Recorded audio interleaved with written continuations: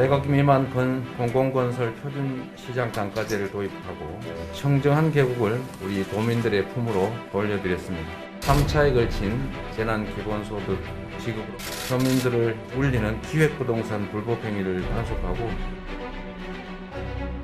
새로운 대한민국 공정한 세상으로 반드시 보답하겠습니다. 지연 말단을 통해서 국민들의 여론을 조작하는 일부 세력들의 시도에 대해서 엄한 질책과 판단을 내리실 것으로 믿습니다.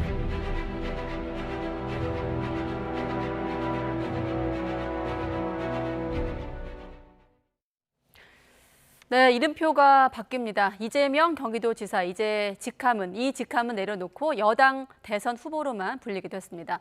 내일은 문재인 대통령과 면담을 하고 또 선관위에 대선 예비 후보도 등록을 하면서 본격적인 대선 행보에 들어갑니다.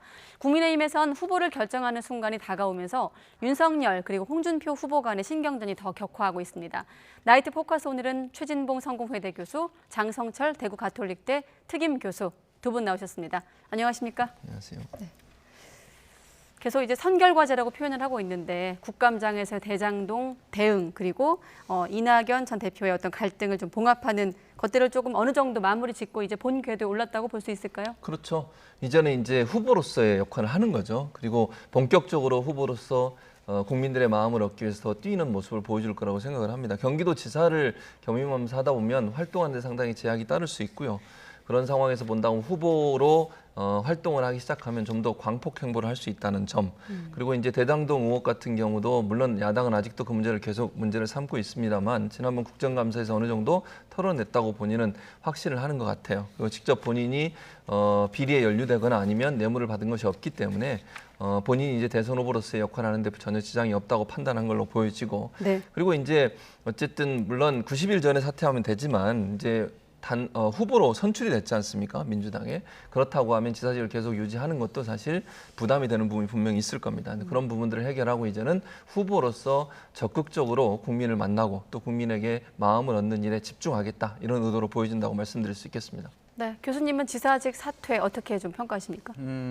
공가가 있을 거예요. 근데 하지만 먼저 솔직히 저는 지지하지 않는 후보지만 변호사, 성남시장, 경기도지사, 대선 후보, 국회에서 정치를 한 번도 해보지 않은 분이 저런 자리에 올라갔다는 것만 자체만으로도 대단한 능력을 보유하고 있고 대단한 의지를 갖고 있다. 그 점만큼은 충분히 인정을 해야 된다라고 말씀드립니다. 네. 하지만 무리해서 경기도에 재난지원금을 지급을 해서 경기도의 빚을 많이 늘게 한 점, 그다음에 대장동, 평택, 위례, 백현동 이런 사업들의 여러 가지 의구심, 그리고 재난지원금을 관리했던 코나아이 이런 것들에 대한 도덕적이고 업무적인 검증이 계속적으로 나올 거예요. 그래서 제가 봤을 때는 앞으로 야당의 혹독한 검증과 혹독한 공격이 눈앞에 있다. 이것을 어떻게 잘 극복할 것이냐, 이것을 눈여겨봐야 된다라고 말씀드립니다. 네, 큰 틀에선 일단은 이제 공정한 나라를 만들어 보답하겠다는 말을 남겼고 도민들에게는 이제 미안함, 아쉬움, 죄송하다 이런 얘기부터 꺼냈거든요. 관련 좀 마지막 소회 한번 들어보시죠. 8개월여 미리 그만두게 돼서 맡긴 일을 마지막까지 다 하지 못한 느낌이라 매우 아쉽고 또 도민들께는 죄송하다는 생각이 듭니다. 경기도지사로 지내는 동안 도민 여러분께 받은 크나큰 은혜, 새로운 대한민국 공정한 세상으로 반드시 보답하겠습니다. 네, 아무래도 대선 후보로서의 정책들과 좀 연결되는 지점이 있어서일까요? 퇴임 회견에서 이제 자신의 어떤 도지사로서의 정책 성과를 언급하기도 했습니다. 재난 기본소득 지급, 청년 기본소득 지급 같은 도정 성과에 대한 설명을 했거든요. 네, 아무래도 이제 국민 모두가 저는 공감하는 부분은 이재명 지사가 일은 잘한다고 하는 부분은 공감하실 거라고 생각해요. 여러 가지 이제 뭐 대장동 의혹이나 여러 가지 의혹들 때문에 의혹을 보내는 부분은 있지만 그럼에도 불구하고 도지사로서 업무를 수행하는 능력에 있어서는 타의 추종을 불허한다고 하는 부분들은 일정 부분 공감대 형성돼 있다고 저는 봅니다. 네. 그래서 오늘 아마 도지사를 이제 그만두는 마지막 소회를 밝히면서도 본인이 그동안 했던 여러 가지 업적들에 대해서 설명을 했고요. 공약 이행률 90% 이상이라고 하는 그리고 이제 도지사나 이런 지방자치단체장들 평가하는 평가에서 항상 상위권에 랭크가 됐었거든요. 그런 부분들에 대한 실적을 표현한 걸로 보여집니다. 아마 이제 도지사로서 했던 여러 가지 역할들을 이제 만약에 대통령이 되면 국정 운영에 적극적으로 반영하겠다. 그리고 약속한 공약은 반드시 지키는 후보라고 하는 부분을 강조하기 위해서 본인이 그동안 경기도에서 했던 여러 가지 실적들을 얘기한 게 아닌가 이런 생각이 들고요. 뭐 일을 열심히 잘하는 후보라는 부분들이 강조되기 위해서라도 이런 부분들을 강조하는 그런 메시지를 던진 게 아닌가 이렇게 생각이 됩니다. 네, 이렇게 본선 궤도에 본격적으로 진입을 하면서 말씀하신 대로 이제 이재명 후보 입장에서는 이제 지사가 아니기 때문에 아킬레스건이라 할 수 있는 대장동 의혹에 대한 공세도 더 거세지고 있는데 여기에 대한 강한 자신감도 엿보였습니다. 이 발언도 한번 들어보시죠. 지연 말단을 조작하거나 지연 말단을 뒤흔들어서 본질과 줄기를 숨기려 하는 시도들이 많습니다. 그러나 이렇게 눈과 귀 5천만 개의 입을 가지고 계신 우리 국민 집단 지성체는 그 속에서도 본질과 줄기를 꿰뚫어보고 또 지연 말단을 통해서 국민들의 여론을 조작하는 일부 세력들의 시도에 대해서 엄한 질책과 판단을 내리실 것으로 믿습니다. 대장동 의혹과 관련해서 오늘 검찰 관련해서도 또 사퇴를 좀 당시에 네. 초대 사장이 사퇴를 압박하는 네. 내용이 공개되면서 야당의 또 공세가 거세지고 있고 특검 얘기가 또 계속 본격화되고 있습니다. 국민의 다수가요, 여론조사를 해보면 대장동 게이트는 이재명 게이트다라는 것에 대해 찬성을 하고 있고 특검 도입이 되어야 한다라는 입장입니다. 이런 것을 볼 때는 앞으로 대선 가도에 있어서 대장동은 상당한 덫으로 작용할 가능성이 커요. 결국 대장동 이슈는요, 정치적인 이슈가 있고 법률적인 이슈가 있고 언론적인 이슈가 있어요. 법률적인 이슈 같은 경우엔 검찰이나 경찰이 공수처가 집권 여당의 대선 후보를 공정하고 객관적으로 제대로 조사할 수 있을 것이다라고 생각진 않아요. 그런데 오늘 언론 보도에 나온 것처럼 끊임없이 어떤 제보에 의한 그러한 언론 보도가 나올 것이고 그것을 기반으로 야당에서는 아니 이재명 후보 이거 특검 받아들여야 된다. 그래서 명명백백하게 사실관계 밝혀야 된다라고 대선 끝날 때까지 이 부분은 집중적인 공격을 당할 가능성이 크다라고 말씀드립니다. 이재명 후보 같은 경우에는 국정감사 때 어느 정도 대장동 의혹을 떨쳐버렸어. 이제 나는 책임 소재에서 벗어났어 라고 얘기를 하지만 네. 대다수의 국민들은 여론조사를 해보면 아직까지도 이재명 지사의 책임이 크다라는 입장이 강합니다. 네. 지연 말단을 통한 여론 조작 시도다 이렇게 표현을 했어요. 네. 이재명 후보가. 이게 무슨 말이냐면 본인이 직접 비리에 연루된 게 없다는 걸 간접적으로 표현한 거라고 생각을 해요. 예컨대 유동규, 물론 뭐 유동규 씨도 아직까지는 명확하게 범죄 행위가 확정된 건 아니니까 제가 단정적으로 말씀을 드릴 수는 없지만 그럼에도 불구하고 여러 가지 정황적으로 봤을 때 이제 그 나머지 세 사람 지금 문제가 되고 있는 그 사람들과의 연관성을 전혀 부인할 수 없는 상황이 됐다고 네. 보거든요. 그런 부분에 대해서 문제를 이재명 지사에게까지 확산시키는 부분, 정치적 도의적으로는 그 문제에 대해서 사과를 했고 책임감을 느끼지만 본인이 그와 연관돼서 비리를 저지르거나 아니면 뇌물을 받은 게 없다고 하는 부분을 명확하게 선을 그었다고 저는 봅니다. 물론 이제 장 교수 말씀하신 것처럼 기본적으로 대장동 사태가 한꺼번에 모든 게 다 해결될 수는 없다고 봐요. 야당은 끊임없이 문제를 계속 얘기를 할 거고요. 다만 계기는 저는 이제 검찰이 어떤 경우를 내든 물론 야당은 그 검찰의 결과가 어떻게 나오든 비판을 할 겁니다. 뭐 그게 정말 무혐의로 아무 문제가 없다고 나와도 비판을 할 거예요, 분명히.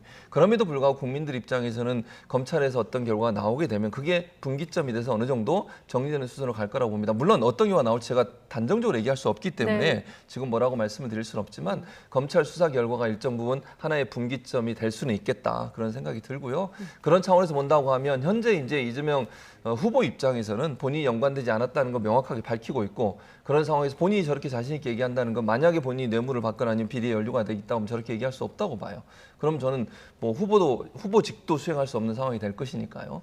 그래서 이제 그런 부분들은 본인이 자신감이 있는 것 같아요. 그래서 아마 자신 있게 얘기하는 것 같고 그런 부분들이 결국은 국민들한테는 직접적인 뇌물을 수수하지 않고 비리에 연관되어 없다고 하면 어느 정도 이재명 지사에 대해서 지금까지 화난 부분이라든지 아니면 대장동 의혹에 대해서 연관성이나 의혹을 제기하는 야당의 주장들에 대해서 어느 정도 그럴 수도 있겠다는 의혹을 가질 수 있겠지만 그 네. 의혹도 어느 정도 해결될 걸로 생각이 됩니다. 그러니까 검찰 수사는 제대로 진행되고 있지 않다라는 분석이 상당히 많습니다. 왜냐하면 유동규 씨 같은 경우에는 뇌물 혐의와 배임 혐의가 있는데 뇌물 혐의로만 기소를 했어요. 배임 혐의는 저희가 조사가 미진해서 좀 더 조사하겠습니다. 이런 식으로 얘기를 했고, 남욱 변호사 같은 경우에는 체포했지만 석방을 해줬고, 김만배 씨 같은 경우에는 부실한 공소장을 통해서 결국에는 구속영장 청구가 안 되게 만든 거 아니야? 이런 의심까지 받고 있습니다. 네. 이렇다면 과연 검찰 수사로 공정한 수사가 진행될 것이냐라는 의구심이 많이 나오기 때문에 야당으로서는 특검을 해야 된다라는 요구를 더 강하게 할 수밖에 없다라고 말씀드립니다. 네, 오늘 대통령 시정연설에서도 국민의힘이 팻말을 갖고 있었던 것으로 알고 있는데 잠시 뒤에 또 여쭤보기로 하고, 또 이재명 후보에게 놓여졌던 선결 과제 가운데 하나가 이제 이낙연 전 대표의 갈등 봉합 부분이었는데 회동을 했습니다. 선대위 좀 구성에 속도를 낼까요? 일단 원팀을 넘은 드림팀이란 단어도 등장을 했고 상임고문 맡겠다라는 얘기까지 나왔거든요. 예, 저는 봉합 수순으로 접어들었고, 저는 선대위 구성에서 물론 이낙연 전 대표께서 직접 선대위원장을 맡는 건 아니지만 상임 고문을 맡게 됐고요. 대체적으로 예전에 손학규 그 당시 후보도 네. 승복하고 나서 상임 고문을 맡은 적이 있어요. 그래서 본인이 직접 나서게 되면 후보 중심의 선대위 구성이나 아니면 선거 대책위원회 운영이 어려울 수 있다. 이런 부분들을 저는 배려했다고 생각을 합니다. 일단은 측면 지원을 하는 그렇죠. 역할인데 네, 그런 가능성이 이게 있죠. 지금 시점에서 이낙연 전 대표가 이재명 후보를 측면 지원한다. 어떤 그렇죠. 의미를 갖고 있는 그러니까 건가요? 측면 지원이라고 하는 것이 본인은 상임 고문을 하지만 네. 만약에 이제 저는 이렇게 생각해요. 선대위를 꾸리는 과정에 있어서 저는 이낙연 전 대표의 후보 시절에 함께했던 이제 측근이라고 할 수 있는 분들, 도왔던 캠프에서 도왔던 분들이 저는 이번 이제 선대위 구성에 이재명 후보의 선대위 구성에 전면 배치될 가능성이 있다고 봅니다. 그것이 네. 결국은 이낙연 후보가 실제 선거를 뛰는 것과 거의 비슷하다고 생각을 해요.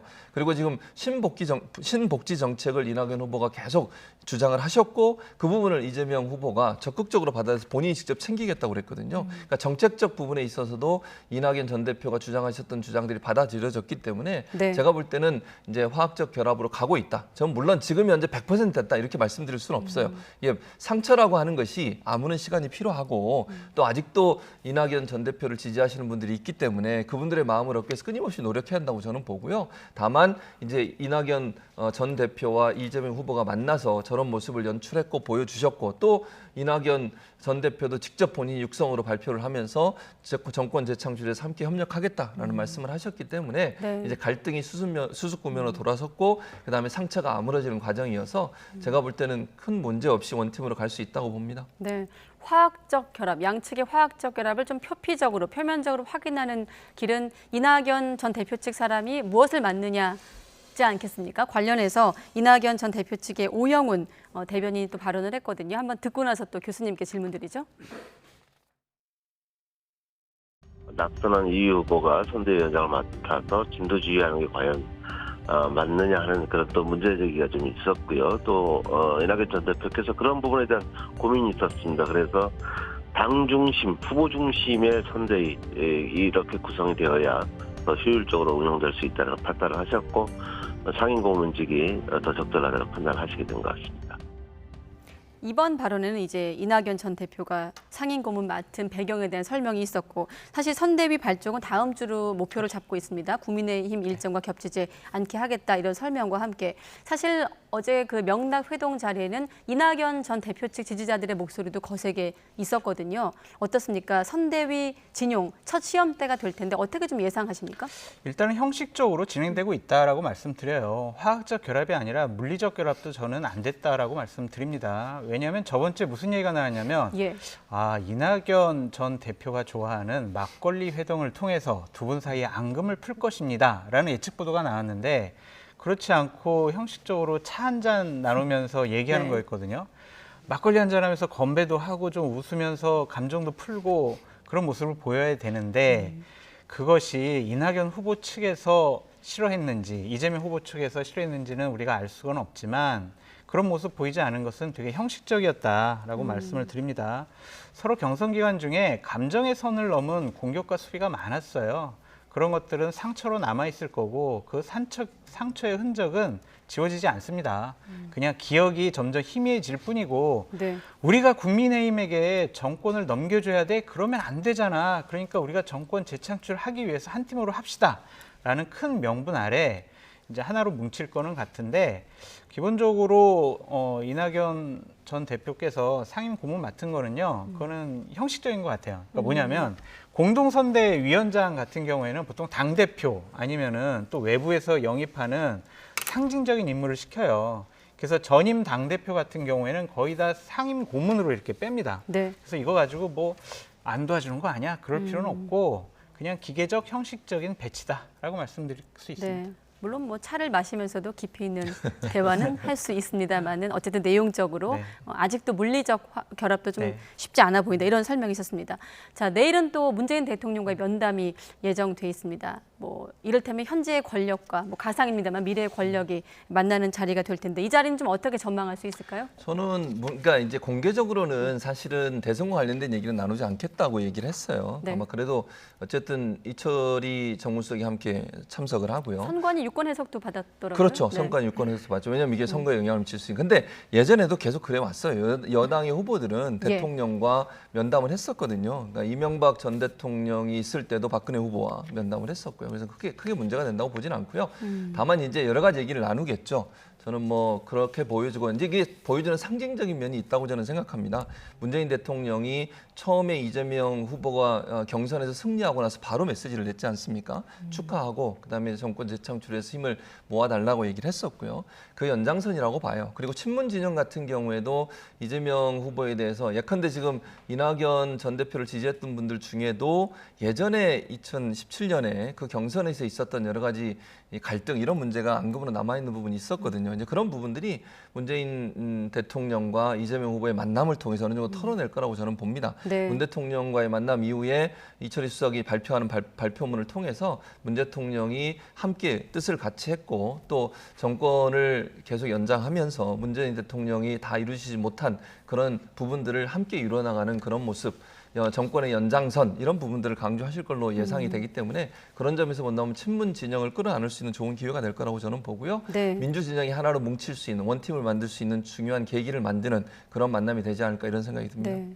공교롭게도 내일 청와대 내 상춘제에서 차담 형식으로 진행한다고 알려지고 있는데 어떻습니까? 이재명의 원팀에 문재인 대통령의 어떤 역할 그리고 나아가 또 정세균 전 총리와도 잇따라 만날 예정인데 포괄적으로 좀 절대적이죠. 말씀해 주시죠. 문재인 대통령께서 이재명 후보에게 힘을 실어주면 문재인 대통령을 강력하게 지지하는 그러한 층에서는 어쩔 수 없이라도 이재명 후보를 도와줄 수밖에 없습니다.